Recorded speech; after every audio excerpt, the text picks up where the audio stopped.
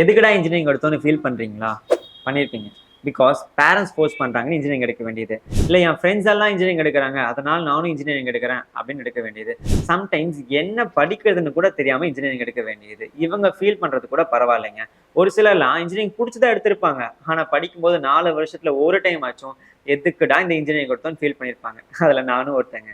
ஏன்னா 4 வருஷம் 8 semester 64 paper 10-15 lab M1 M2 structural engineering thermodynamics DSP electromagnetic theory project internship இதெல்லாம் பிடிக்குதோ பிடிக்கலையோ புரியுதோ புரியலையோ கஷ்டப்பட்டு படிச்சு குட்டிக்காரனை அடிச்சு அரியெல்லாம் கிளியர் பண்ணிட்டு இன்டர்வியூல போய் உட்காந்தா good marks good percentage but no job அப்படின்னு ஈஸியா சொல்லிடுவாங்க. இதுக்கு காரணம் இன்ஜினியரிங் கிராஜுவேட்ஸ் அதிகமா இருக்காங்க, அவங்களுக்கு ஜாப் ஆப்பர்ச்சுனிட்டிஸ் கம்மியா இருக்குன்னு அர்த்தம் இல்லைங்க. ஜாப் ஆப்பர்ச்சுனிட்டிஸ் அதிகமா இருக்கு, பட் அதை பத்தின அவேர்னஸும் அதுக்கு தேவையான ஸ்கில்ஸும் தான் நம்ம கிட்ட கம்மியா இருக்கு.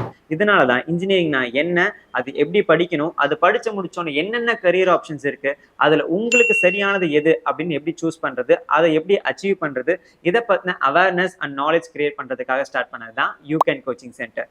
இதுல இன்ஜினியரிங் ரிலேட்டட் மட்டும் இல்லாம career guidance for school students, maths coaching, aptitude coaching, personality development, placement training, parenting tips, இது மாதிரி எல்லா வீடியோஸும் நம்ம போஸ்ட் பண்ண போறோம்.